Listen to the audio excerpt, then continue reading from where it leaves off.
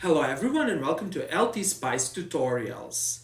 In this tutorial we explain how to simulate a pulse response of an RLC or the resistor inductor capacitor circuit. So let's immediately start. Over here you can see a simple RLC circuit. Namely, here is the resistor, capacitor, and here is an inductor. Over here we apply a pulse voltage. That is, we apply a pulse train. The node N2 is the input node and the node N1 is the output node.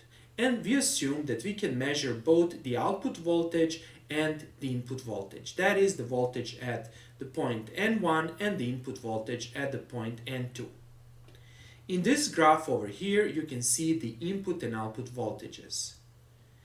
The blue line represents the input, and you can clearly see a pulse train. On the other hand, the green line represents the response of the circuit. That is the voltage measured at the point N1. If I zoom out this completely, you will see how nicely the pulse train is simulated as well as its response. Okay, let's start with modeling. First of all, once you open the LTspice, you will see this welcome screen. Then click on File and click on New Schematics. And let's start adding the components. First of all, we need to add the resistor. Click here and drag and click here. Then we need to add the capacitor. So click here and add the capacitor to our circuit. Finally, we need to add an inductor. To add an inductor, click here and then don't immediately click with the left mouse button. Do Ctrl R several times to enter the inductor. And here it is, and do the right click. Okay, let's now connect the components. To connect the components, let's click here, then click here, here, and here. Then do the right mouse click, then connect the capacitor. Click here, and then do the right mouse click, then click here, and do the right mouse click. Next, let's add the voltage source. For that purpose, click here and place the voltage source here and do the right mouse click and connect the voltage to the circuit. Click here, here, and here. Okay, let's now adjust the value of resistance, capacitance, and inductance. So right click on the resistor R and enter 500. Then over here, right click on C and enter a very small number. Here enter 0 dot and then enter 6 zeros and enter 5. This is basically the capacitance of 5 10 to the minus 7 farads. And then here it is. Then do the right click over here and enter the inductance. Here for inductance enter 0.001. Note over here that we are not modeling an ideal inductor. Namely, we assume that the inductor has a series resistance and click on OK. And that's it. The next step is to add input and output nodes. To do that, first of all, you need to locate this net. So click here and enter N1. Then click on OK and click over here. This will be our output node. Then repeat this procedure, click here and enter N2. And then over here, place N2 here. Now we have defined the output and input. Next, let's adjust the value of voltage such that we have a pulse train. Next, let's define the voltage pulse. For that purpose, locate the voltage source, do the right click, and then locate the advance. Click on advance and then click on pulse. Over here you can see a number of parameters that define the properties of our pulse. Let us thoroughly explain every parameter. For that purpose, I created this graph. On the x-axis I enter time and on the y-axis I enter the voltage. And this red line represents the pulse. T delay is the delay of the pulse.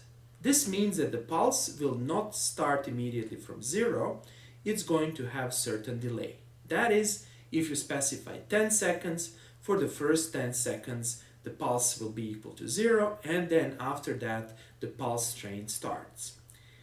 Then, since the pulse in reality is never ideal, we have the rise and we have the fall times.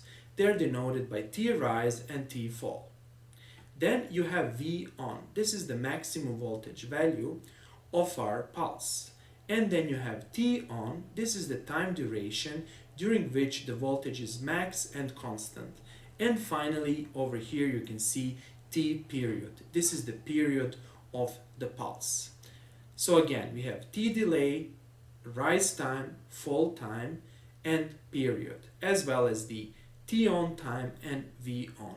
All these parameters are actually given over here. So let's start adjusting these parameters. First of all, let's enter V on to be 5.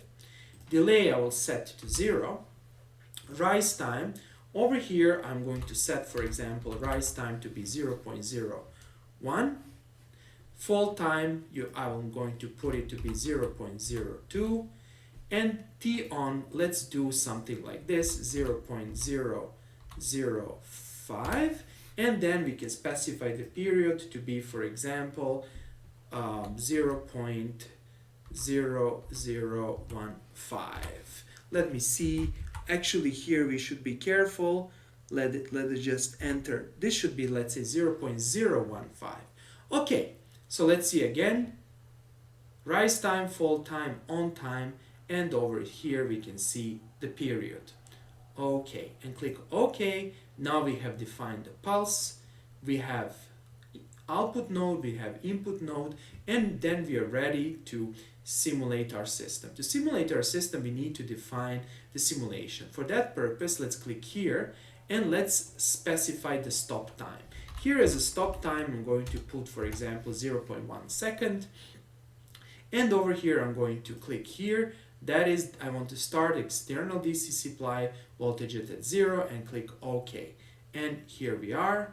And then let's now run this simulation. If I press here, the simulation will be executed. Yes. And then here you will see something like this. So what is the issue over here? If you see something like this, this means that circuit has floating nodes. The reason for this is that we didn't specify the ground, and this is an error that often people make. For that purpose, you need to put here and you need to put a ground and then connect the ground to our circuit. So click here and here. Now we have grounded this circuit and then we can run the simulation and that's it. However, there are no simulation results. They should be displayed over here. To display the simulation results, you do the right click, then over here click on Add Traces, and then here on Add Traces, you need to enter the value.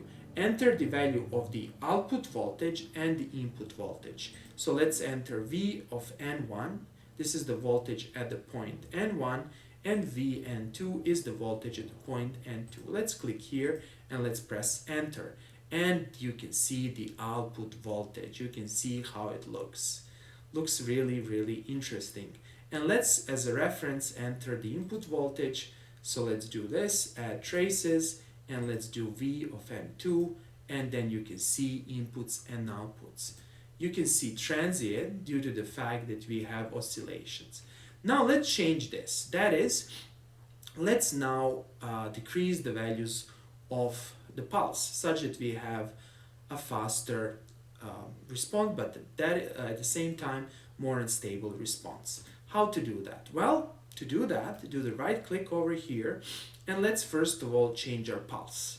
So if you go here, we can actually, if you go here, right click, you can change the values. So let's change the values. Let's scale everything to be